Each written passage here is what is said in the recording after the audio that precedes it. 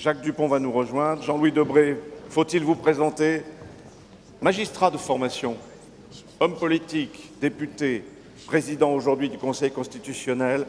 Vous avez été président de l'Assemblée nationale, vous avez été ministre de l'Intérieur, vous avez une longue et belle carrière politique qui va se poursuivre, on n'en doute pas. On parlera des caves de l'Assemblée peut-être dans un instant, parce qu'il y a beaucoup de légendes qui circulent à son sujet. Jean-François Bazin, merci d'être avec nous. Je sais qu'il faut que vous partiez dans une petite heure maintenant, donc on va donner un peu plus de rythme à tout cela. Vous êtes né à Dijon, vous êtes un Bourguignon de naissance et de cœur, journaliste, écrivain, historien, homme politique aussi. Vous avez été président du Conseil régional de Bourgogne de 93 à 98. Jean-Louis Debré, est-ce qu'il y a d'abord au Conseil constitutionnel une belle et bonne cave? Oui, bien sûr, il faut tout dire. Avec le micro, c'est mieux. Voilà. D'abord, pour rassurer tout le monde, j'ai un principe, boire moins, mais boire mieux. Comme ça évitera que je reçoive des lettres d'insultes. D'ailleurs, ceux qui veulent m'insulter, c'est pas la peine de m'envoyer de lettres. Parce que 2 ou 3 fois, je suis un ambassadeur du vin, et il m'est arrivé à nombreuses reprises de recevoir des lettres de gens disant « Avec vos fonctions, vous osez encore parler du vin ». Oui, oui. Monsieur le Président du Conseil régional ancien, j'ai un homme que j'aime beaucoup qui s'appelait Lamartine. Et Lamartine, qui était député de Mâcon, c'est ça?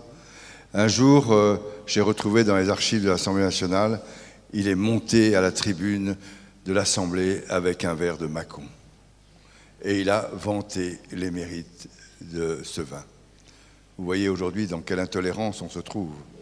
Donc, oui, j'ai fait un effort considérable quand je suis arrivé à l'Assemblée nationale, au Latel de Lassay et au Conseil constitutionnel, non pas pour avoir une énorme cave, mais pour avoir une cave qui représente la diversité de la production française. Il n'y a pas que du Bourgogne. Oui, on répète depuis des années que c'est la plus belle cave de la République. Alors, c'est la plus belle cave pour la Lassay parce que quand j'y étais, nous l'avons refait. C'était une cave ancienne. C'est une cave qui avait été très abîmée parce que on avait bu du vin n'importe quoi, n'importe quand. Et donc, on a repris un certain nombre de... Il y a beaucoup de vin du Jura, non? Alors, oui, vous avez raison. Le drame, quand je suis arrivé, c'est que l'un de mes lointains prédécesseurs était Edgar Faure. Edgar Faure était un très bon député d'arrondissement et donc chaque année, il achetait chez tous les viticulteurs de sa région du vin jaune. Oui. Surtout chez Henri Maire. Oui, alors il y a un moment où le vin jaune, une bouteille ça va, 2 bouteilles, attention les dégâts. Et donc je me suis retrouvé avec une cave où il n'y avait pratiquement que ça. Alors nous avons vendu au domaine, il y a des amateurs, et nous avons vendu au domaine le vin jaune d'Edgar Faure. Je lui ai envoyé un petit mot là-haut pour m'excuser. Et nous avons, à partir de ce moment-là, cherché à avoir du vin qui représente tous les terroirs de France. Attention Jean-Louis, parce que dans la salle, il y a un représentant du Jura, il fait 2 mètres de haut, il est très large, et c'est un grand défenseur du vin jaune. Donc on doit préciser immédiatement quand même qu'on aime bien le vin jaune. Alors, hein, vous avez parlé pour vous. Le vin jaune est bon avec certains plats. Avec le comté. Avec le comté. La poularde. Avec la poularde. Alors, ça c'est la première chose. Deuxièmement, quand, aussi bien à l'hôtel de Lassay qu'au Conseil, quand il y a un étranger, on arrête de servir, de prendre un traiteur qui vend toujours les mêmes choses, où on mange toujours les mêmes canapés, et on lui fait un plat traditionnel. Moi, j'en ai un peu ras-le-bol de la poule au pot parce qu'on en prend toutes les semaines dès que c'est facile. Et donc, je fais l'historique de la poule au pot et je mets le vin qui accompagne. Et la poule au pot, c'est souvent du vin de Chinon, puisque Rabelais buvait toujours, mourait jamais. Et donc, c'est comme ça qu'on fait la diversité de notre terroir. Oui, je ne sais pas si je fais de la diplomatie, je ne sais pas très bien ce que c'est que la diplomatie, je ne suis pas un diplomate, mais j'aime mon pays. Et le vin fait partie de la tradition républicaine même. Ah, mais alors, pas seulement. Républicaine, souvenez-vous de la campagne des banquets, où on buvait du vin, on trinquait à la République, on chantait à la République, et même on avait imaginé en 1848 une prière à la République, prière que l'on faisait avant le vin. Je ne vous réciterai pas la prière. Donc c'est une tradition. Et puis, je me souviens, moi, j'ai été élevé dans le monde politique, et j'étais très jeune, après la guerre. Jacques Chaban-Delmas, qui était député maire de Bordeaux, c'était en 1959, recevait le dimanche, de temps en temps, je ne sais plus à quel rythme, les compagnons de la Libération, ses camarades de résistance. Et ils venaient avec leurs enfants, c'est comme ça que j'ai appris à patiner dans les couloirs de l'Assemblée nationale, parce que entendre les résistants toutes les semaines raconter leur histoire de guerre, ça va la première semaine, la deuxième semaine on commence à avoir assez, et la troisième on va jouer dans les couloirs. Mais on était accueillis, mes parents étaient accueillis, par un verre de Château d'Yquem. C'était l'époque où on pouvait acheter du Château d'Yquem. Ça ne se fait plus. Et quand je, attendez, il n'y en a plus à l'Assemblée? Non, quand je suis arrivé à l'Assemblée nationale, c'est des souvenirs d'enfance, c'est comme les Madeleines de Proust, c'est important, et je me dis on va recommencer. Je ne m'étais pas rendu compte. Et donc, quand j'ai dit à l'intendant, on va prendre un peu d'Yquem, il m'a regardé, il me dit, bon, il durera pas longtemps celui-là. Et il est revenu en disant, voilà ce que coûte. Et donc, on a changé. Alors, simplement, aussi bien au Conseil constitutionnel qu'à l'Assemblée, l'apéritif, ce n'est plus du whisky ou des trucs machin chouettes qui viennent de l'étranger et qui sont un fait. Pas de rosé pamplemousse? Non, non. Une piscine. D'ailleurs, il n'y a même plus les apéritifs traditionnels du Beau, du Bon, du Bonnet ou Martini. C'est du vin. C'est du vin et j'essaye à chaque fois de faire en sorte qu'on aborde un vin différent. Et ils en boivent, les membres du Conseil constitutionnel, du vin? Alors, parfois, ils en boivent un peu trop. Parfois J'ai pas un assez, souvenir, non? j'ai un souvenir pour la cohésion du groupe. Je me dis, qu'est-ce que je peux trouver? Alors, j'avais trouvé que c'était pas mal de les emmener à un chapitre de Clos Vougeot. J'aurais mieux fait de faire ce jour-là autre chose. Car je leur avais dit, écoutez, il y a 15 vins, donc le bon, c'est à la fin. Donc, doucement au début, et après, à partir du 12e, vous pouvez vous lâcher. Oui, mais c'est très long, parce qu'après chaque plat, il y a un discours, que personne n'écoute d'ailleurs. Mais ça n'a aucune importance. J'ai fait un très bon discours que personne n'a écouté. Il y a un membre du Conseil qui m'a dit, oh, tu as été remarquable. Ça fait plaisir. Je lui ai dit, qu'est-ce que j'ai dit? Il m'a dit, je ne sais pas. Et donc, c'était autour du vin que nous avons, la première année où j'étais là, affirmé la cohésion du groupe. Puis je l'ai refait avec le groupe dans une autre région, Sancerre. Voilà. Et puis j'ai arrêté parce qu'il y avait trop de journalistes. Je suis désolé. Et qu'on commençait à avoir des photos. Debré est au Conseil constitutionnel, le Conseil trépasse. Et oui, puis il y a les réseaux sociaux maintenant. Et aujourd'hui, c'est ça le drame. Oui. Ça ne veut pas dire qu'on boit trop, mais on n'accepte plus ce rapport au vin, et moi, je le revendique. Et vous êtes encore le seul, je crois, à offrir une caisse de vin à vos hôtes étrangers. Hein, et je me souviens toujours, c'est mon plus grand souvenir. Nous avons reçu, il y a quelques temps, au Conseil constitutionnel, c'était il y a 5-6 ans, le président de la Cour suprême américaine. Personnage considérable. Alors naturellement, comme c'est un personnage considérable, il va d'abord à l'Élysée. Et là, il reçoit une médaille avec un livre sur l'histoire de l'Élysée en français, lui qui ne parle pas français. Puis après, il part à Matignon, où il reçoit une médaille avec un livre sur l'histoire de Matignon en français, lui qui ne parle toujours pas français. Puis il va au Quai d'Orsay, où il reçoit une médaille sur le Quai d'Orsay, avec une histoire du Quai d'Orsay très bien faite en français, lui qui ne parle toujours pas français. Le jour suivant, il va au ministère de la Justice où il reçoit une médaille avec un livre sur le ministère de la Justice. Lui qui en 2 jours n'a toujours pas appris le français. Puis il va à la Cour de cassation où il reçoit donc sa 5e ou 6e médaille. Et il termine au Conseil constitutionnel.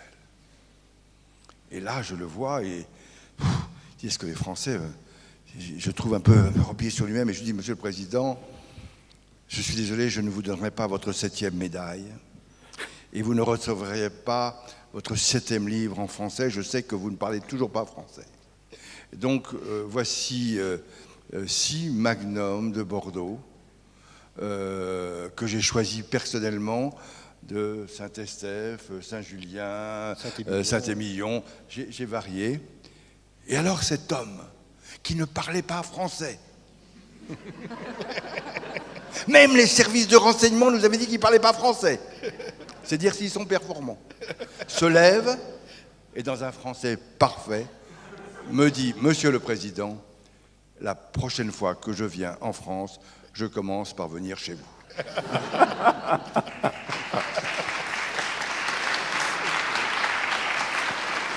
Restez avec nous, bien sûr. Je voudrais passer la parole à Jean-François Bazin parce qu'il doit nous quitter à 4h30. On parle beaucoup de la République, mais la monarchie, disons la monarchie la plus proche de nous, comment se comportait-elle avec le vin, les vins, sous les lieux de pouvoir, hein, bien sûr, toujours? La monarchie, bien évidemment, se préoccupait du vin, avec plusieurs degrés de préoccupation.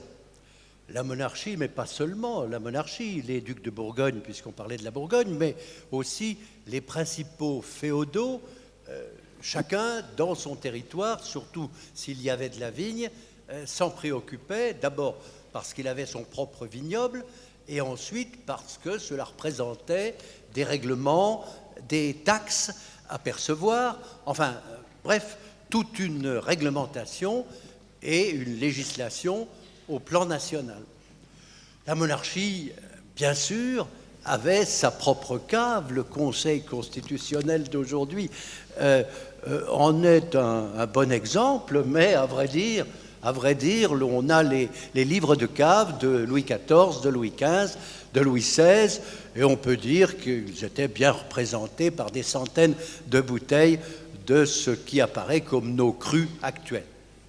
La Bourgogne, je suis confus de le rappeler, était bien représentée, mais elle n'était pas seule, et à l'étranger, on buvait, enfin, à l'étranger, à Versailles, on buvait du vin de Constance, c'est-à-dire l'Afrique du Sud, du vin de Tokay, évidemment du vin de Chypre, des vins espagnols et des vins portugais. Enfin, bref, il y avait une sorte d'international du vin. Ensuite, bien évidemment, tous les systèmes politiques ont intégré le vin, parfois de façon très récente, hein, la sécurité routière, même la santé humaine. Ce n'est pas tellement vieux, les règles qui concernent les rapports entre la santé humaine et le vin. Mais bien évidemment, la façon dont le vin était protégé comme une boisson d'exception, de qualité, avec d'innombrables règles. Il faut dire que Bercy, à Paris, faisait un tort énorme aux vins français en les mettant en bouteille, puisqu'ils arrivaient en fût des provinces, et en mettant n'importe quelle étiquette sur ces vins. Donc jusqu'à la fin du 19e, il y a eu une pagaille noire dans les vins, et peu à peu est apparue une réglementation, législation, qui a abouti aux appellations d'origine contrôlée, mais avec quelque chose qui est tout à fait étonnant en France. C'est d'ailleurs un des rares exemples de ce comportement. Lorsqu'on a fait les AOC, c'est-à-dire dans les années 30, on a laissé chaque vignoble agir à sa façon. Extraordinaire exemple de pré-décentralisation. L'Alsace a choisi le cépage, la Bourgogne a choisi le cru, en gros, Bordeaux a choisi la marque, le château, et la Champagne a choisi la marque. Extraordinaire. Dans les années 30, on laisse chacun faire comme il veut. Et en plus, on laisse les professionnels maîtres du système. Alors ça présente parfois des inconvénients de les laisser maître du système, mais aussi ça a permis de créer une certaine moralité publique du vin qui n'existait pas, à vrai dire, avant les années 30 ou très peu. On peut dire que les pouvoirs publics ont peu à peu pris leurs responsabilités. Mais il faut dire aussi que la fiscalité, enfin tout ce qui concerne la possibilité de gagner de l'argent à partir de la production viticole, qui est importante en France, a toujours joué. Et puis, ça a peut-être changé un peu maintenant, ça varie peut-être un peu selon les régions, mais au 19e, le vigneron, il a le cœur à gauche. Et il ressemble un peu au typographe dans l'industrie. Parce que d'abord, le vigneron, généralement, sait lire, enfin, plutôt que beaucoup d'autres. Et puis, il fait son produit, il reçoit son client. C'est par rapport à l'agriculteur, au simple agriculteur, si j'ose dire. Il transforme. Et très souvent, il voit son client, il lui parle. Ce qui n'est pas le cas du producteur de céréales ou parfois du producteur de viande. Et le viticulteur, le vigneron, va ainsi devenir au XIXe siècle une classe turbulente, souvent anticléricale d'ailleurs, parce que les moines étaient propriétaires avant la Révolution de la plupart de ces vignes, et également turbulente sur le plan social. Parce qu'il y a eu des crises viticoles, et parce qu'il y a eu le phylloxéra, qui a aussi mis des régions entières dans une difficulté et une paupérisation dramatique. C'est vrai. C'est vrai, les crises du Midi, la crise de la Champagne, il y a eu une crise importante en Champagne. Enfin bref, le vigneron a toujours été un cas spécial pour les pouvoirs publics. Un acteur politique. Un acteur politique. Et même, on a encore un certain nombre de dossiers qui traînent dans les négociations internationales. Les Champenois savent bien qu'il y a encore 3 pays qui emploient le mot champagne. Je ne parle pas de la Suisse, parce qu'il y a un village qui s'appelle Champagne. Alors, on discute de savoir s'il a le droit d'appeler son vin champagne. Mais toujours est-il que les États-Unis, la Russie et l'Argentine sont encore parmi les pays qui refusent de ne pas employer ce mot. Et Jean-François, est-ce que le vin a été un acteur important de la diplomatie française? Je pense, évidemment, on a tous en tête un peu Talleyrand, qui se servait de son... De carême. Oui, voilà, qui se servait en plus de son art de déguster le vin, qui en imposait à tout le monde et se servait du vin dans les négociations. Mais est-ce que c'est un peu romancé ou est-ce que le vin a toujours joué un rôle important? Non, je crois que Jean-Louis Debré est bien plus capable d'évoquer cette question. Il est évident que dans les rapports de la diplomatie, qui sont aussi, d'ailleurs il l'évoquait il y a un instant, des rapports humains, et qu'il faut savoir saisir la psychologie de l'autre, eh bien, dans la diplomatie, il y a toujours eu l'accueil, la réception, les rapports entre nations et entre responsables de ces nations. Alors, le bon vin, généralement, sauf dans des pays qui n'en boivent pas, ou du moins prétendent ne pas en boire, le bon vin a toujours fait partie des usages diplomatiques. Et vous savez, enfin, par exemple, que Jefferson, qui était ambassadeur à la cour de Versailles jusqu'en 1788, Jefferson était un ambassadeur particulièrement compétent en matière de vin. Il savait admirablement ce que sont tous les vins français. Il a même établi le premier classement des grands crus de Bordeaux. Hein. Les premiers classements des grands crus de Bordeaux, le premier vocabulaire vitivinicole, silky. Il avait écrit silky, ce n'est pas soyeux et c'est pas moelleux. Il avait trouvé encore. Et il avait une intelligence extraordinaire du vin.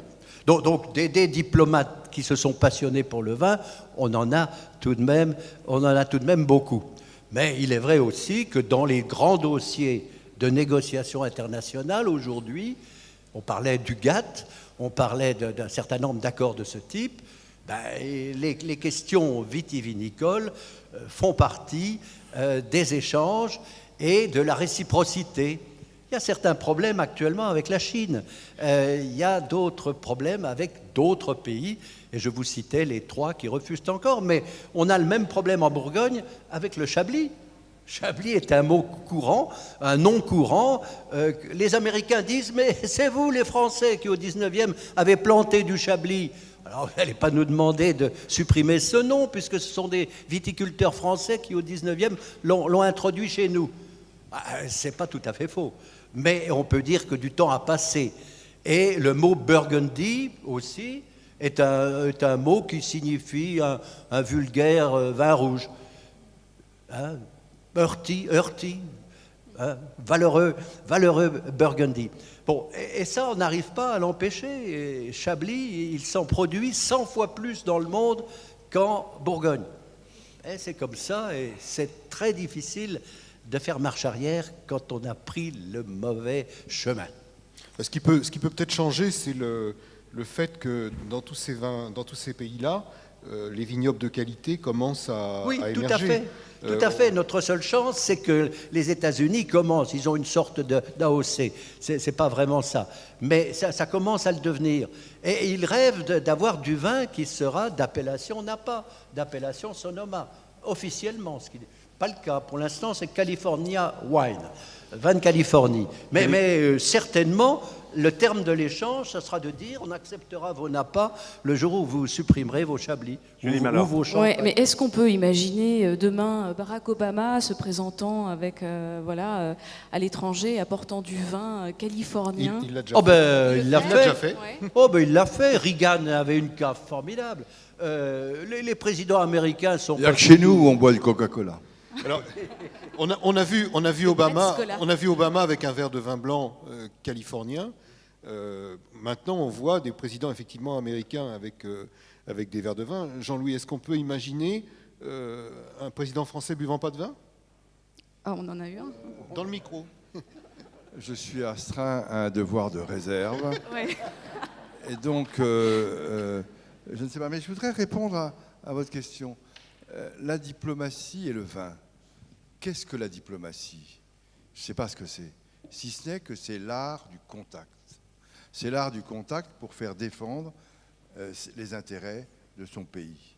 Quand vous regardez les grandes conférences internationales, vous constatez que la conférence internationale, elle vient couronner des contacts qui ont eu lieu tout autour de repas bilatéraux entre les chefs d'État ou de gouvernement, et on se réunit autour de la table une fois qu'on a trouvé un accord. Simplement, je ne sais pas si la diplomatie et le vin font bon ménage, mais j'ai un souvenir.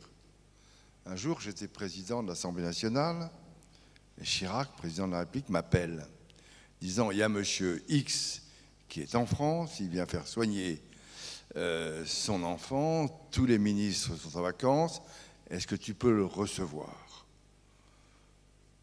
Je le reçois à déjeuner, c'est un pays, une personnalité d'un pays où on ne boit pas officiellement d'alcool, et donc il ne prend au déjeuner que de l'eau ou du jus de fruits. Et puis en partant, il me dit « Est-ce que je peux revenir ce soir ?»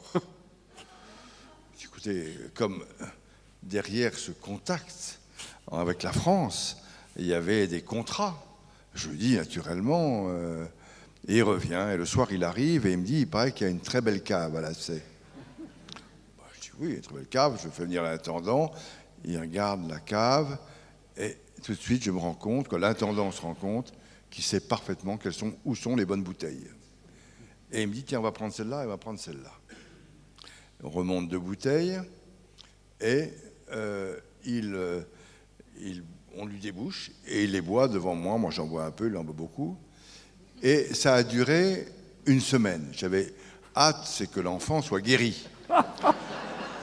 Mais l'histoire n'est pas finie. Ce monsieur repart dans son pays. Et puis, en Suède ? Je n'ai plus la mémoire des pays ni des noms. Quand vous aurez mon âge, vous verrez. Avec tout l'alcool que j'ai bu en plus.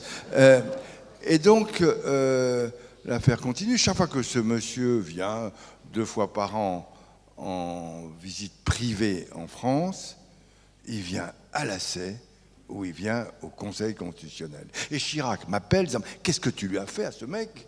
Il ne veut venir que chez toi. » Je dis parce que je suis beau, parce que je lui plais, parce que je lui ai vanté les mérites du Palais Royal, je lui ai fait visiter... Non, dis-moi quel est ton secret.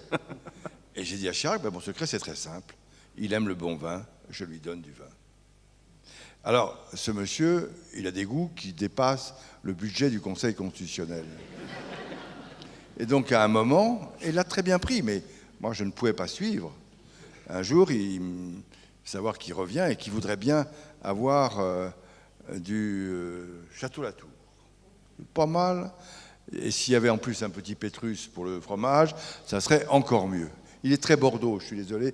Pour le blanc, il est très Bourgogne pour le blanc, mais pour le rouge, il est Bordeaux.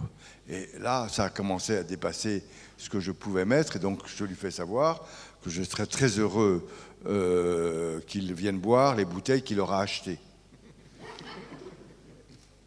J'entends plus parler, la date est prévue, et il est arrivé le jour dit avec les bouteilles qu'il avait commandées. Et maintenant, il est revenu il n'y a pas longtemps avec les bouteilles. Est-ce que ça a donné des contrats pour la France ? Je crois. Et je crois c'est devenu un ami.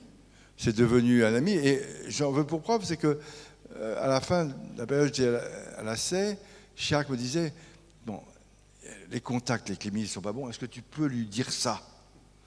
Et je dis, je vais lui dire. Mais si vous aviez expliqué à vos ministres qu'au lieu de leur filer de l'eau, parce qu'il fallait peut-être regarder, l'écouter et savoir que cet homme, il aime un certain nombre de bonnes choses. J'ai parlé tout à l'heure, j'ai parlé des fromages, non alors là, c'était plus facile, c'est le président de la Cour suprême russe.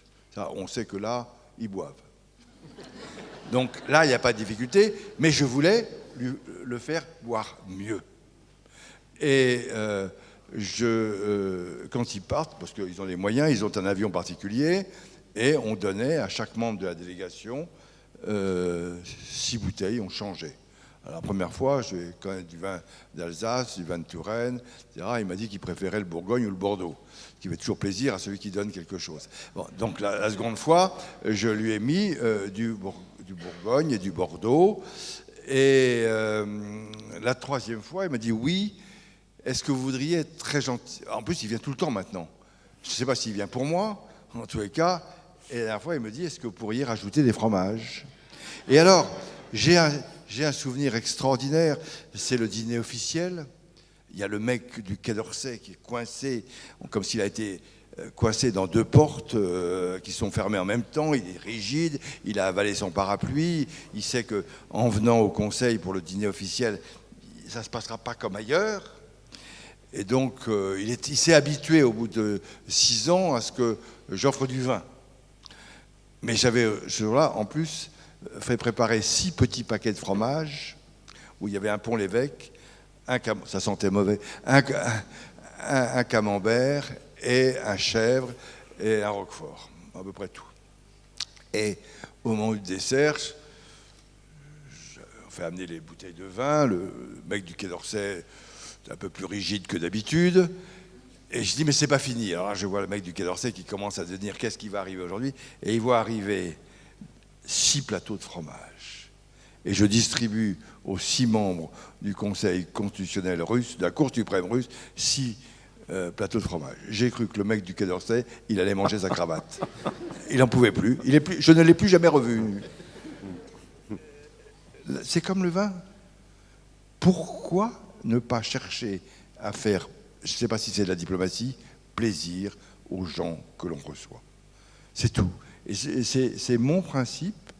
De même que j'ai un autre principe qui est pour moi essentiel. Quand je reçois, aussi bien quand je recevais à la CEI qu'au Conseil, un étranger qui vient d'un pays où on ne boit pas de vin, je mets quand même du vin à table. Je ne vais pas me coller sur les règles de ce pays. Nous sommes en France. Alors, je ne force pas à boire. Il ne boit pas. Mais je ne vais pas. Pourquoi ? Je vais changer mes règles parce qu'il est venu en France. C'est tout. Et à contrario, comment est-ce que ça se passe quand on est à l'étranger, quand on est représentant de la France à l'étranger et qu'on aimerait bien boire un petit coup de vin? Alors, d'abord, quand je vais à l'étranger, on fait toujours un petit cadeau. Et si je peux, et si je sais que ça ne choquera pas, j'amène du vin. Du vin ou, n'oublions pas, de l'alcool. Ça peut être aussi un cognac. Moi qui ai été élu longtemps de la région où on faisait du Calvados, j'emmène du Calva, parce que je crois qu'il faut aussi, ça fait partie de notre culture. Ça ne veut pas dire qu'on s'enfile la bouteille de Calva le soir.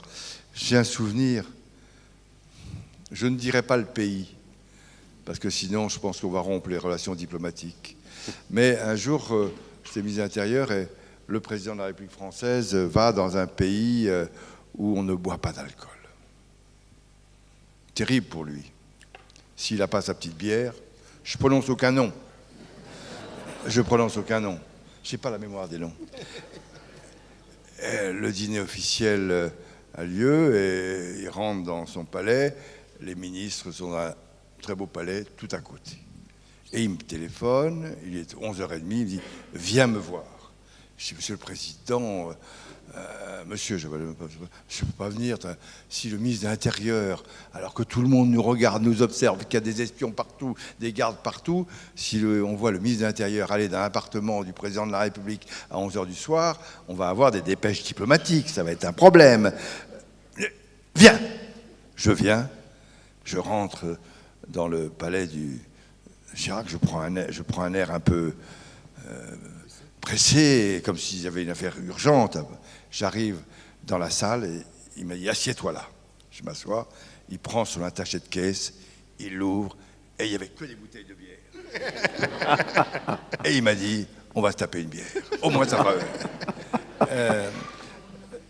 Une autre fois, nous étions dans un pays où on ne boit pas d'alcool et il me passe un petit mot, il dit « Fais gaffe, on sert du lait de chamel, c'est très mauvais pour les intestins. » C'est encore la Norvège. Il avait employé, c'est la Norvège du bas, oui. Et il ajoute « Tu te démerdes comme tu veux, mais tu me trouves une bière. » Je me penche vers mon collègue, ministre de l'Intérieur, et je dis « Tu sais, nous on a un président qui est terrible. Si je ne lui trouve pas une bière, je suis dégommé. » C'est comme ça en France. C'est pas une question politique, c'est une question d'un parti. C'est le président a sa bière, tu es promu. Le président n'a pas sa bière, tu es viré. Il dit « Ah bon ?» C'est un pays très démocratique, hein. Chez eux. Et donc au bout d'un quart d'heure, parce que le ministre de l'Intérieur, mon homologue, m'aimait beaucoup, se débrouille et on amène un verre entouré d'une serviette blanche. Et à ce moment, je me précipite à côté de Chirac et je dis « Monsieur, vous le buvez doucement, tout doucement, et vous ne faites pas de réflexion. Ils n'aiment pas l'alcool, ils ne boivent pas de l'alcool. Ça, c'est une dérogation. » Et oui, j'ai compris. Il prend le truc, hop, d'un coup sec, il dit « Ah, une petite bière, ça fait du bien. » Les négociations étaient rompues. Je ne sais pas si c'est de la diplomatie. Voilà. Donc, mais finalement, tout le monde se jouait de cela. Je me souviens toujours, c'est un grand souvenir. Nous étions dans la campagne. Je peux faire quelques souvenirs, non? Oui, bien sûr. Nous étions dans la campagne de 95. Chirac était en très mauvaise position. C'était au début de la campagne, il va finir par gagner. Et le patronat était pas du tout du côté de Chirac. Pas du tout. Il avait choisi un autre candidat. Et donc, moi qui m'occupais de la campagne de Chirac, je dis bon, on va faire un dîner un soir et vous allez dîner avec les principaux patrons pour essayer de retendre le lien qui... Et donc j'en fais part, ça s'appelait le CNPF. Et je dis, alors CNPF organise dans ses locaux, c'était rue Raymond Poincaré à Paris, je crois, un dîner d'une dizaine de personnes. Et ils avaient, malgré tous mes efforts, c'est là où j'avais aucune influence, choisi un vin exceptionnel. Exceptionnel. Et moi, je connais mon Chirac par cœur. Il était un peu en retard, je me précipite au moment où il arrive, je dis, monsieur, il y a un vin exceptionnel. Alors pour une fois, vous allez être bien élevé. Hein, vous allez arriver, vous prenez le verre, vous sentez, vous regardez la couleur, tout ce que vous savez mieux que moi. Et je dis, vous avez compris? Oui, j'ai compris, je ne suis pas idiot. Il arrive à table, alors les mecs regardent, ils ont mis un vin. Ça fait 1h15 qu'ils l'attendent et qu'ils discutent sur le vin. Et Chirac prend son verre, et, hop, d'un coup, ah, ça me dit bien, une petite bière. Les relations avec le patronat n'ont jamais été bonnes. Ouais. Je ne sais pas si c'est de la diplomatie, c'est de la réelle politique. Absolument, oui. Est-ce que vous avez des souvenirs d'enfance de Michel Debré, votre père, à l'hôtel Matignon, et des rapports que le général de Gaulle entretenait autour des dépenses des ministères à propos du vin, justement? J'ai un souvenir d'enfance. Mon père était élu de Touraine et il avait voulu que le vin de Touraine-Amboise ait une appellation contrôlée pour assurer la qualité. Et c'est là où on voit la profondeur des divisions en France.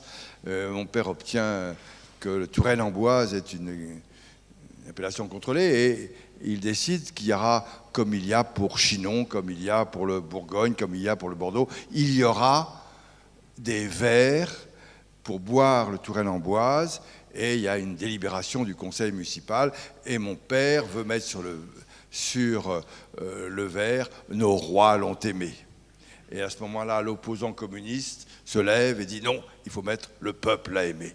Et il y a eu tout un débat au conseil municipal dont j'ai le procès-verbal où la droite et la gauche, c'est essentiel pour l'avenir du pays, vont s'écharper sur ce qu'il faut mettre sur le verre du Touraine-Amboise. Et finalement, mon père, qui a la majorité au conseil municipal, l'a emporté et c'est nos rois l'ont aimé. Parce que c'est très vrai, les rois de France, qui étaient en résidence à Amboise, à Chambord, à Chenonceau, buvaient du vin de Touraine. Et d'ailleurs, l'un des vins préférés, qui n'est pas un vin de Touraine, de François Ier, était le vin de Bouzy. Et un jour, j'avais fait venir un historien à l'Assemblée nationale, qui était le spécialiste de François Ier, et j'avais fait venir une bouteille de Bouzy. Une bouteille de Bouzy, et François Ier aimait ce vin, qui est du vin rouge, d'un coteau de Champagne, qu'on ne boit plus jamais. Ah si, on en boit. Oui, mais on n'en voit plus beaucoup. Moi, j'ai fait une grosse dégustation de Bouzy. Bah, parce qu'il y a maintenant une académie du vin de Bouzy. Ouais. Et on retravaille le Bouzy un peu comme on le travaille en Bourgogne. Et ça donne un vin excellent. Alors, d'ailleurs, il y a un autre vin, parce que c'est pour ma tradition familiale, c'est important, c'est le vin d'Alsace. Et la semaine prochaine, je vais recevoir à dîner au Conseil des producteurs de vin d'Alsace, parce que je voudrais qu'ils soient plus offensifs, car il y a de très bons vins d'Alsace. Le vin n'est pas apprécié, et quand je donne ça à un étranger, il me regarde avec un air dont tu ne me considères pas. Si, il faut qu'on arrive progressivement à faire comprendre que ce qui est extraordinaire dans les vignobles français, c'est sa diversité. Vous diriez globalement que le train de vie de l'État en matière de cave, justement, a baissé. Est-ce que le train de vie de l'État a baissé en termes de constitution, reconstitution des caves? Oui. Vous savez, un jour, je ne dirai pas le nom, mais je voulais que la cave de l'Assay soit perpétue un certain nombre de grands vins. Vous savez que les grands vins, notamment de Bordeaux, sont connus parce que les tables de la Troisième République ont popularisé ces grands vins. Les grands banquets de la Troisième République ont fait que les grands crus de Bordeaux ont été connus, et même de Bourgogne. Et donc, je voulais retrouver un peu cette tradition des caves. Et un jour, je dis à l'intendant, il faudrait qu'on achète ce vin de ce château. Et le type me dit, c'est impossible. Donc j'appelle le patron du château en disant, écoutez, c'est pas possible, moi je ne peux pas acheter, la République ne peut plus acheter. C'est pas compréhensible, un monde en difficulté, en crise, des vins qui sont à 700 ou 800 euros primeur. C'est pas possible. Et je dis, écoutez, puisque la République a fait la renommée de votre vin, donnez-le-moi. Ou vendez-le à l'Assemblée à un prix acceptable pour la République. Il n'a pas voulu.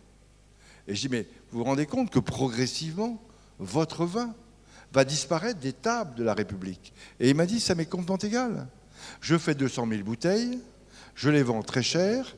Il y a dans le monde 6 milliards de personnes. Il y aura bien 1000, ce qui est epsilon, 1000 personnes ou 2000 personnes qui vont acheter mon vin à 700 ou 800 euros primeur. Et je n'ai pas pu avoir ce vin à la CEI et encore moins au Conseil constitutionnel. Et c'est dommage. Et c'est pour ça d'ailleurs que j'essaie de faire un effort pour retrouver d'autres vins, parce que je vois bien que les grands crus sont devenus, pour la République, inabordables. Et vous ne pouvez pas être dans un pays où il y a des crises, des difficultés, des problèmes sociaux, et surtout avec la tyrannie des médias qui sont tels aujourd'hui qu'on ne peut rien faire, vous ne pouvez pas acheter des vins qui dépassent un certain prix. C'est pas possible. Je vais vous donner des adresses, Jean-Louis. J'attends que ça fait 3 ans que je vous le demande. Et en revanche, on peut faire un beau coup quand on est l'Élysée, qu'on vend sa cave ou une partie de sa cave. En 2013, 1200 bouteilles, 718 800 euros. Julie, j'ai un devoir de réserve. Il y a les cuvées réservées, moi c'est le devoir de réserve. Je n'ai pas de commentaire. Arrêtons le populisme. Est-ce que les ambassades de France à l'étranger, c'est un peu les bars à vin pour certaines... Alors, ça dépend. D'abord, les ambassades de France à l'étranger sont dans des restrictions de crédit considérables. Je souhaiterais qu'ils...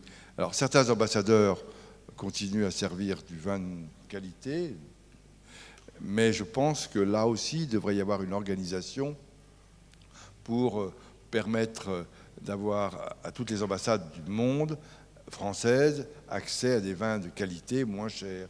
Et ça, je pense que peut-être que le Quai d'Orsay devrait mettre en action avec les... Ou lire Le Point, il pourrait lire Le Point. Oui, ou les interprofessionnels. Oui, mais le Quai d'Orsay n'a pas les moyens d'acheter Le Point. Donc envoyez-lui gratuitement. Merci, Monsieur Fabius, il devrait me remercier. Voir ça avec Étienne.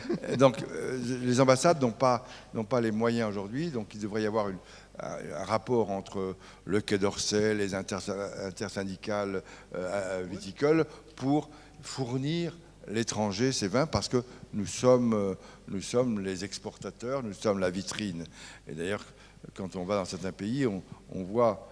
Je me souviens, je suis allé il y a quelque temps en Argentine, et il y a une crue Lurton.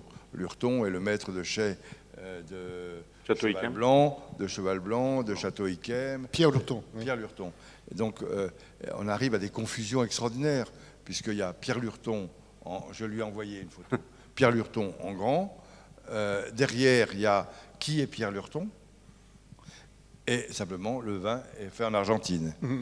Et d'ailleurs, et j'ai reçu, je dirais le nom aussi, il y a 15 jours, un monsieur très connu et qui vient et je me renseigne pour savoir qu'est-ce qu'il lui ferait plaisir pour déjeuner. Et ce monsieur ne boit que du vin sans sulfite. Je tombe des nues, c'est le cas de le dire, je ne savais pas que ça existait. Donc je trouve une bouteille de vin sans sulfite. La première, on la déguste avant lui au Conseil constitutionnel, et j'ai dit, une fois qu'il sera parti, il ne me servait plus jamais de ce truc-là. Et on lui a servi du vin sans sulfite, il a trouvé ça très bon, mais il a aussi pris du vin avec sulfite. Il faut essayer de s'adapter. Je crois qu'il y a du bon vin sans sulfite, je crois que ça arrive progressivement. Simplement, ce que je regrette dans le Bordeaux, c'est que maintenant, il y a les cuvées Parker, il faut arrêter. Oui, mais il n'est plus là. Hein. Oui, mais il a fait des dégâts. Jean-François Bazin, vous étiez président du Conseil régional de Bourgogne il y a quelques années, mais est-ce que vous pensez que les conseils régionaux vivent eux aussi une période d'austérité en matière de cave? À vrai dire, les conseils régionaux se sont trouvés par le destin responsable, au moins matériel, des lycées viticoles. Vous imaginez que la cave du Conseil régional de Bourgogne est essentiellement composée par les produits de nos lycées viticoles, notamment celui de Mâcon et celui de Beaune. À Beaune, il y a une très jolie collection de grands crus, enfin de premiers crus. La Montée Rouge, on dit que c'est ce qu'on avait servi à Pompidou pour l'inauguration de l'autoroute à Beaune. La Montée Rouge en souvenir de quelques souvenirs anciens. Nous avons donc de quoi peupler nos caves et les lycées viticoles y sont naturellement très sensibles. Alors à l'époque de mon prédécesseur Jean-Pierre Soisson, c'était plutôt Chablis. Il était très favorable au Chablis. Moi, je suis de Gevrey-Chambertin. J'entre dans les questions qu'évoquait Jean-Louis Debré il y a un instant. Jean-Pierre Soisson, il lui arrivait C'est même d'en boire un qui petit est- peu. Qui est un Chablis. peu plus cher que le Chablis, mais, enfin, sauf le Grand Cru, mais la plupart des vins de Gevrey sont assez chers. Mais de toute façon, je pense que quand on est responsable de lycée viticole, on sert, lorsqu'il y a une réception, qui ne sont d'ailleurs pas très nombreuses, un vin qui provient de l'activité régionale, ce qui paraît tout à fait normal. Et puis, ça permet aussi de faire des cadeaux.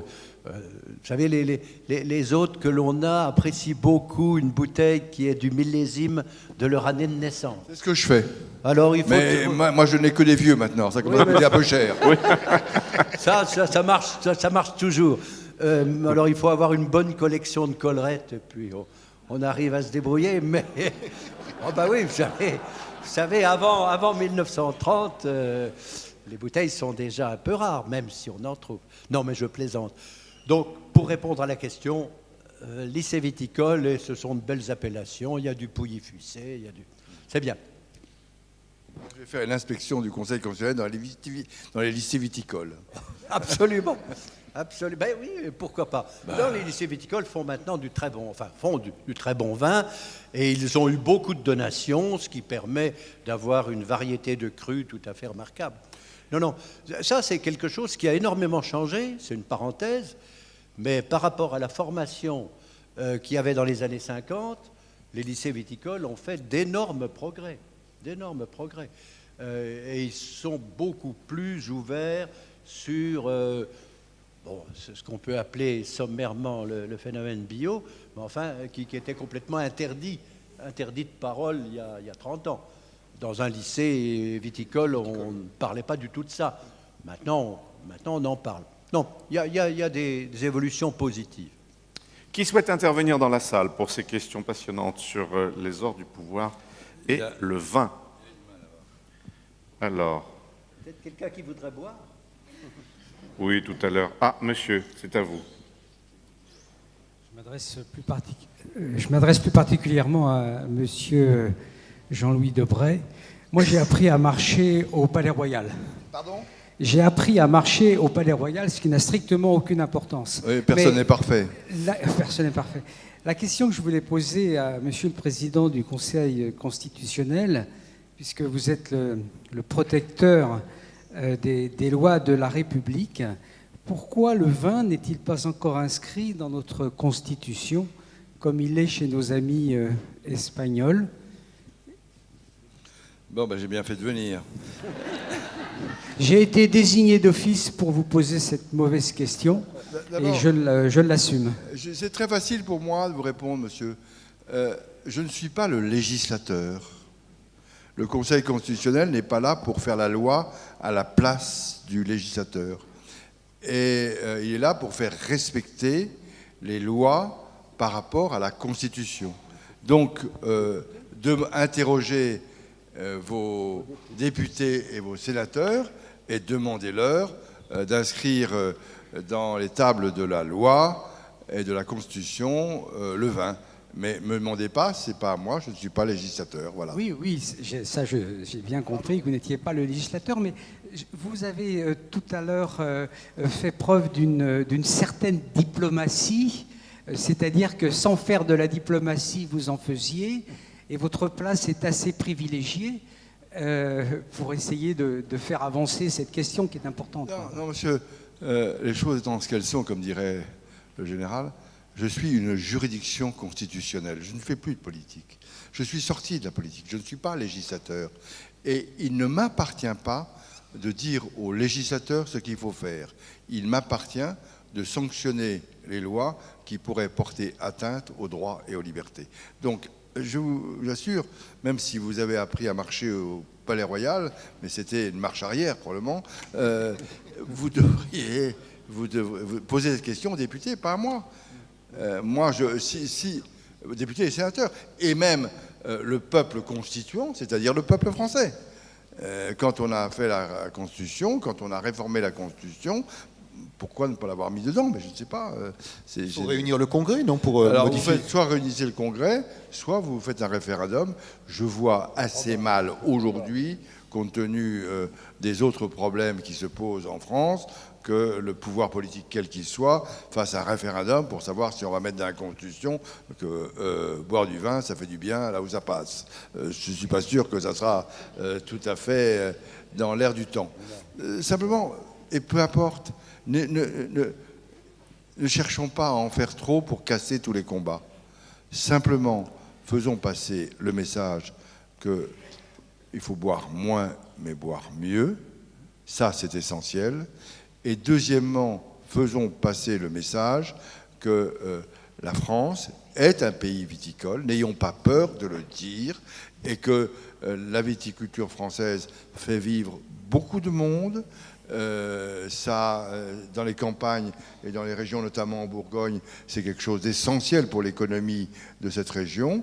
Eh bien, défendons le vin comme on défend les autres produits, comme on défend les producteurs d'huîtres, comme on défend les producteurs de fromage. Vous savez, le fromage, c'est pas, quand on mange trop de fromage, c'est pas très bon pour la santé non plus et pour le cholestérol. Bon, mais tout modérément, mais soyons que les politiques soient, et les autres d'ailleurs, soient les ambassadeurs des produits français. Quand j'étais maire d'Évreux, je m'élevais avec fureur contre les hôteliers d'Évreux qui ne servaient pas de cidre de Normandie. Ça m'exaspérait, je leur disais, mais nous sommes tous des ambassadeurs des produits. Et aujourd'hui, on a peur, on se cache, et on bouffe plus que des chewing-gums, des trucs dégueulasses comme ça, qui sont encore pires que tout pour la santé. Je ne vais pas faire de drame, mais... non, je n'ai pas donné, parce qu'on va dire que je fais de la publicité. Mais on ne bouffe plus en France, on bouffe des trucs dégueulasses. On boit des trucs dégueulasses, des espèces de sodas qui sont pires que tout. Essayons de revenir à des choses plus saines. Voilà, c'est tout. Puis c'est pour que je me porte bien. Je bois. Oui, je l'avoue, je bois. Il faut peut-être rappeler, Jean-François, que le Coca-Cola, par exemple, a été son vrai démarrage, c'est pendant la prohibition aux États-Unis, et il était présenté comme la boisson de la tempérance aux États-Unis. Et il a conquis le monde à partir de là. D'ailleurs, toutes les périodes où il y a eu des interdictions ont été des périodes extrêmement propices pour le vin, l'alcool et compagnie. Donc, nous ne cachons pas le doigt derrière une bouteille. Soyons fiers de ce que l'on a. Point, c'est tout. Oui, mais on peut peut-être quand même s'interroger parce que là, il y a un effort qui est fait en ce moment.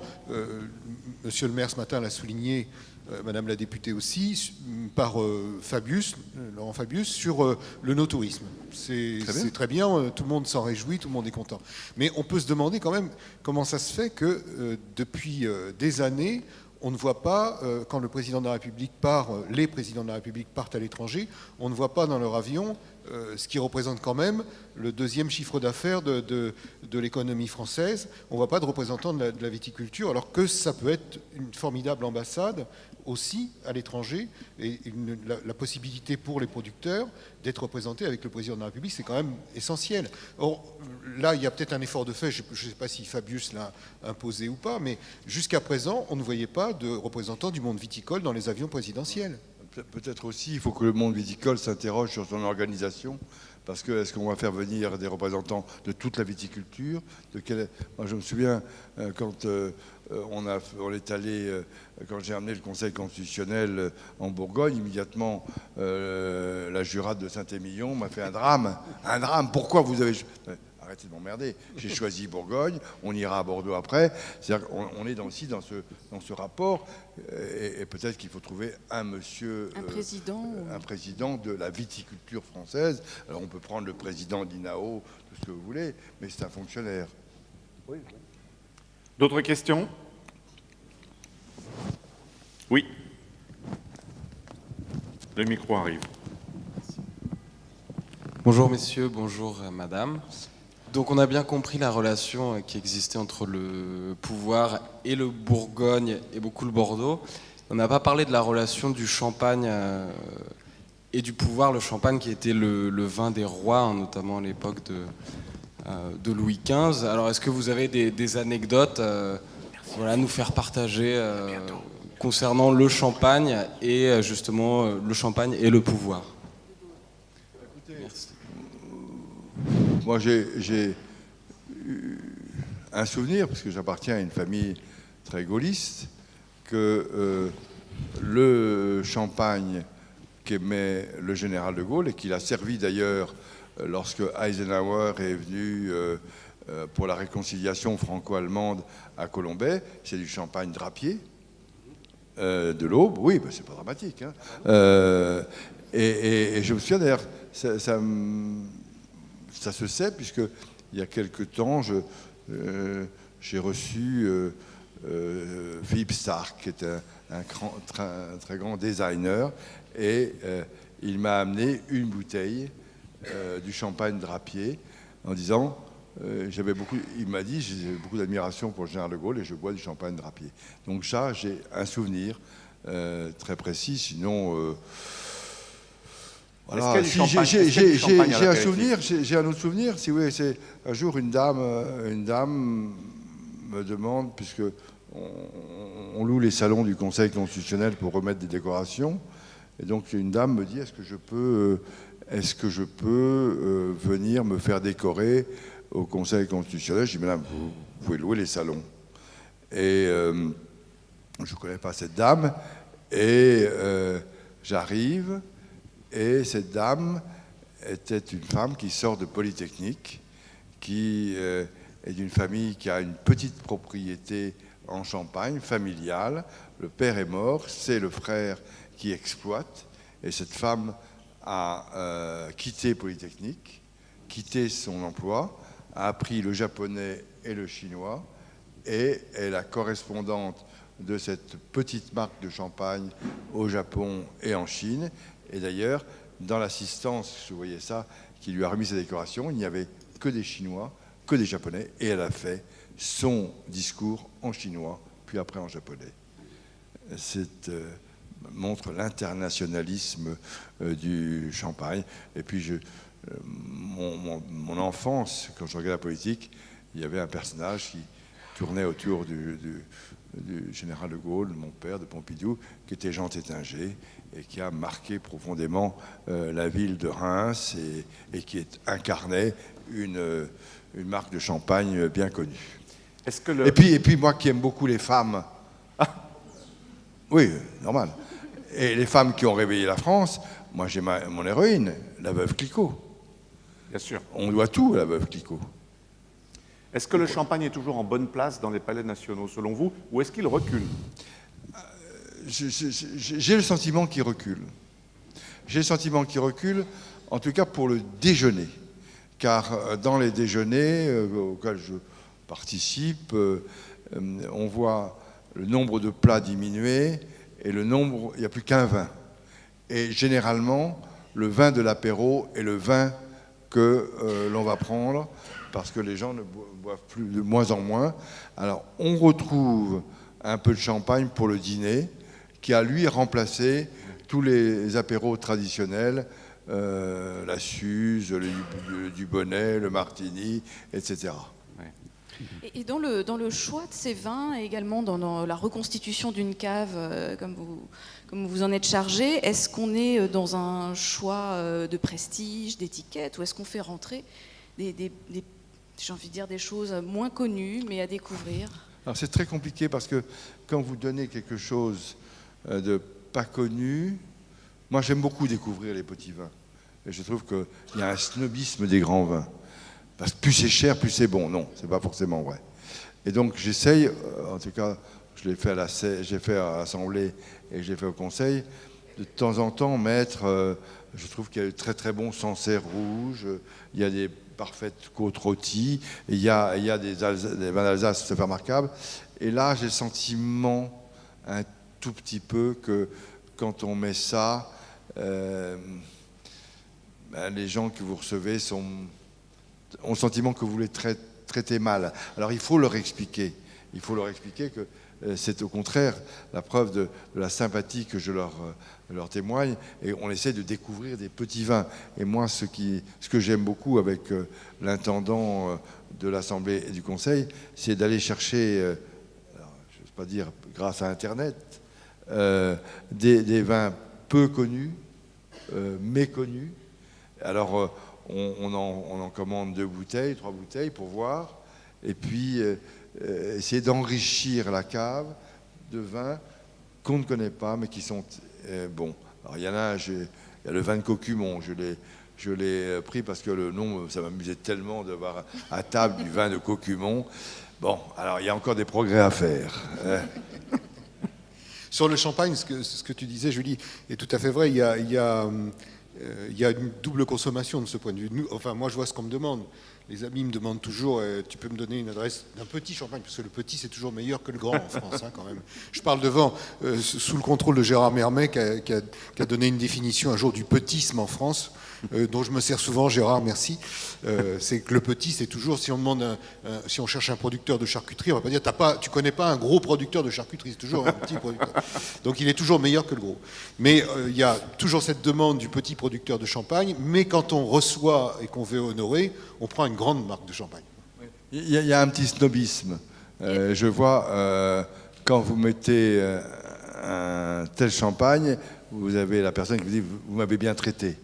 Parce que je ne voudrais pas donner des noms.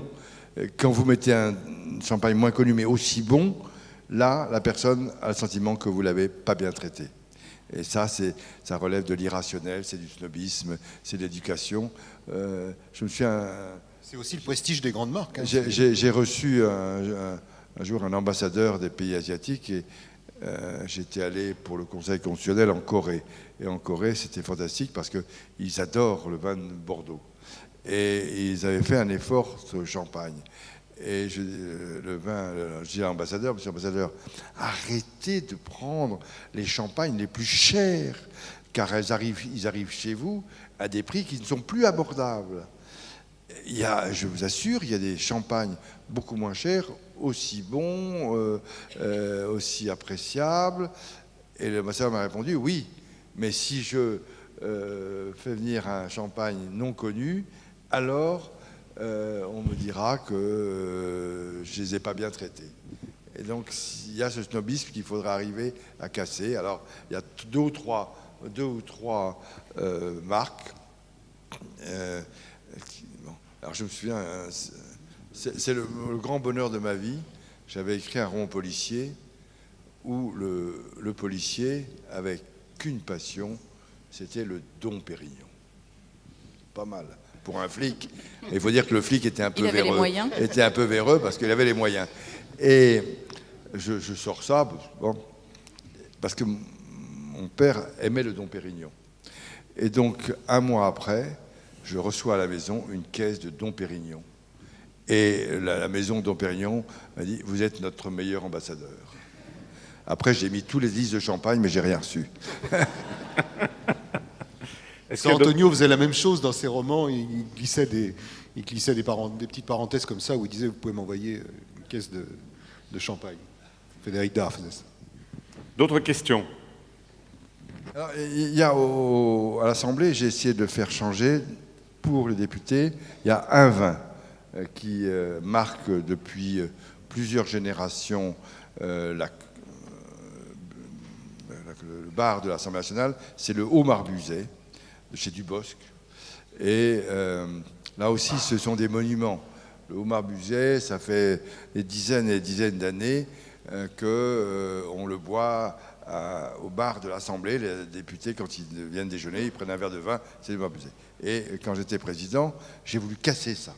Il ne va pas être content du Bosc. Hein. Oui, mais attendez, il fait du très bon vin, c'est ça. Oui. Mais là encore, je voulais que les députés ne se concentrent pas uniquement sur le Marbuzet. Et donc, on a pris d'autres marques, mais là aussi, réflexe, personne ne l'a bu, et on en est revenu au Marbuzet. Alors ça, est-ce que c'est pas un héritage de l'ère Mitterrand? C'était son vin favori? Mais c'était non. Mitterrand avait deux choses.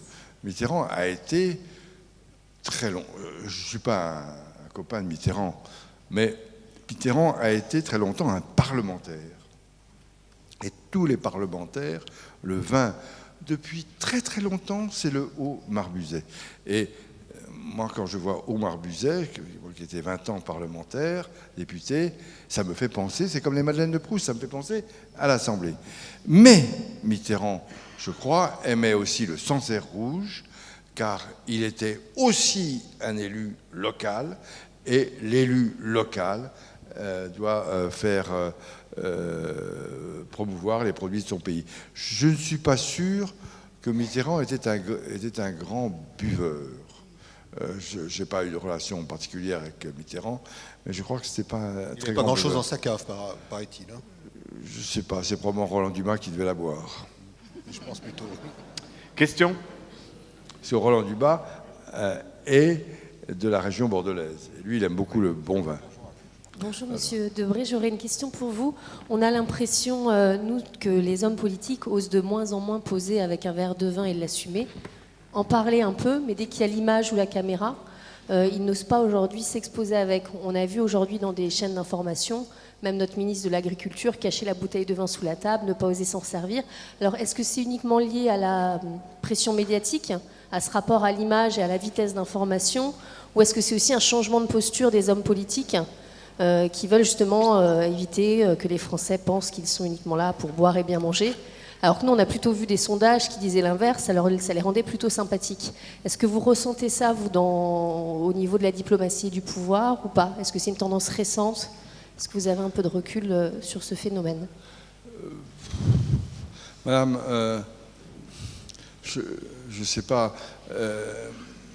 Moi, je suis comme je suis, je ne me cache pas. Mais je me souviens très bien quand... un jour, président de l'Assemblée nationale, il y avait des caméras de télévision. J'ai offert des bouteilles de vin à un chef de gouvernement ou à un président de l'Assemblée d'un pays. Le courrier que j'ai reçu, car on vit dans un pays de liberté où ceux qui sont tout de suite prêts à vous démolir était bon. Et chaque fois que je parle du vin, je suis sûr que si c'est reporté à l'extérieur, je vais me recevoir une vingtaine de lettres en disant vous n'avez pas honte. Alors j'ai une réponse que je fais à chaque fois quand les gens veulent bien signer leurs lettres, parce que généralement c'est des lettres anonymes, c'est toujours très sympathique. Vous n'avez pas honte, vous poussez à l'alcoolisme, vous poussez tous nos jeunes à boire. Je ne pousse personne à boire. Et j'ai ma réponse, et j'avais un grand-père que j'aimais beaucoup, d'ailleurs il y a un hôpital ici qui porte son nom, l'hôpital Robert Debré, et mon grand-père était président de la Ligue anti-alcoolique, mais il était aussi producteur du vin de Vouvray. Et à table, le dimanche, chacun avait le droit à un verre de Vouvray. Alors vous pouvez être certain, et vous devez dire que boire trop c'est mauvais pour la santé, etc. Mais de là à rentrer dans des interdictions absolues, mais aujourd'hui en France, on ne s'exprime souvent que des gens qui sont contre tout ce qui est pour et pour tout ce qui est contre, et il suffit de dire, eh ben oui, j'ai pas honte, je vante les produits du vin pour que immédiatement vous récoltiez une série de bois verts, de mecs qui vont vous écrire, vous n'avez pas honte, etc., dépravé, etc. Je ne suis pas plus dépravé qu'un autre. Peut-être moins que certains même dans cette salle. Et ben voilà, ça fait 50 ans que je bois du vin, c'est tout. Et je n'ai jamais empêché mes enfants de boire. Je ne les ai pas incités. Ne me faites pas dire ce que je n'ai pas dit. que là, ça me fait 50 têtes de plus. Et paradoxalement, Chirac avait quand même gagné en sympathie en posant en président mangeur, noceur, buveur, et on en passe. Oui, il y a une très grande injustice en France. Vous buvez du vin, vous êtes taxé d'alcoolique, vous vous tapez 7 bières par jour, vous êtes sympathique. Quand j'étais juge d'instruction, il y a un mec qui arrive, est-ce que vous buvez? Non, monsieur le juge, je ne bois pas. Vous voyez qu'il boit 3 litres de bière. Il y a le vin, la bière. Le vin est considéré comme condamnable, la bière, au contraire, ça fait des mecs qui sont costauds. Donc voilà, mais ça, c'est des populaires. Dans l'opinion publique, c'est comme ça. Moi, j'ai beaucoup incité, quand j'étais maire d'Évreux, à boire du cidre.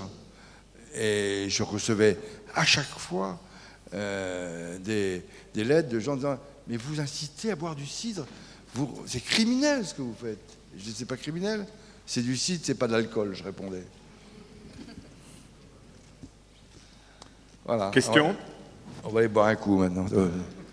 Allez, la dernière question, si elle est là. Oui, elle est devant. C'est Étienne Jarnel. Oui. Aujourd'hui, il y a beaucoup de gens qui se réclament du gaullisme, plus ou moins à raison d'ailleurs. Est-ce qu'il y a un gaullisme viticole? Sur le fond, qu'est-ce qu'il y avait comme culture dans l'entourage viticole autour du général de Gaulle? Votre père, entre autres, mais à la table de De Gaulle, est-ce qu'on buvait? Est-ce qu'on à l'Élysée? Est-ce que vous en avez des souvenirs? Ou en tout cas, qu'est-ce que vous en savez de ça? Je ne sais pas.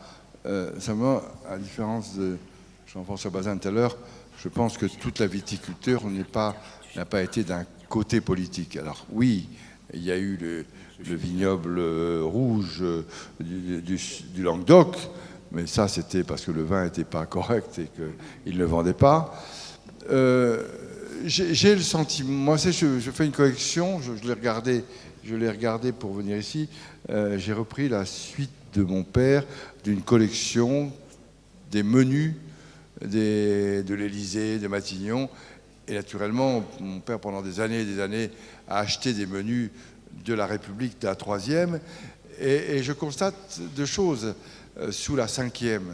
C'est d'une part que les repas officiels sont beaucoup plus courts dans le temps, d'où les plats sont beaucoup moins nombreux, d'où les vins sont de moins en moins, moins en moins.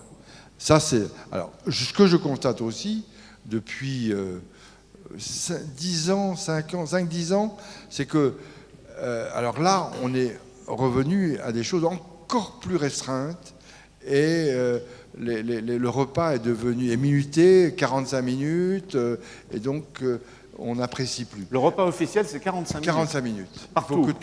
Il faut que tout soit réglé en 45 minutes. Et donc on réduit. Est-ce qu'il y a un gaullisme alcoolique? C'est ça votre question. Viticole. Je vous remercie de me l'avoir posé. D'abord parce que je suis le fils d'un gaulliste et je ne suis pas alcoolique, ni mon père. Donc, bon. Je crois que c'est plus compliqué que ça. Quand on regarde les zones géographiques où le gaullisme a été fort, au lendemain de la guerre et puis sur la Ve République, on voit que ça correspond aussi à des régions de viticulture. Puisque si vous prenez l'Est, l'Alsace, alors c'est pas lié uniquement à la viticulture, mais ce sont des régions qui ont toujours été très fidèles au général de Gaulle et aux gaullistes. Si vous prenez même la Champagne, vous avez eu jusqu'à une époque assez récente que des maires ou des députés qui étaient plutôt proches du gaullisme. Quand vous prenez l'Aquitaine, alors l'Aquitaine, qui est une terre radicale socialiste, profondément radicale socialiste, a quand même eu pendant très longtemps des élus, Chaban-Delmas, le seul endroit où il n'y avait pas d'élus de tendance, c'était plutôt la région de Bazas, mais c'était l'intérieur et il n'y avait pas encore de vin, c'était plutôt de l'élevage. Mais voilà. Mais ce que je considère, c'est qu'au début de la Ve République, ce que je vois, c'est qu'on ne se cachait pas derrière le vin. On ne se cachait pas. Ça faisait partie de la tradition. Et d'ailleurs, des héritiers de la République, puisqu'encore une fois, je regardais les menus de la Troisième République. Alors, c'était des banquets qui étaient très longs. C'est vrai qu'on goûtait les plats, mais il y avait l'effort qui était fait, c'était de présenter des vins de toutes les régions. Et c'était devenu quelque chose d'important. Donc, moi, je me situe dans cette tradition républicaine. Voilà. Merci infiniment, Jean-Louis Debré. On va vous applaudir très fort.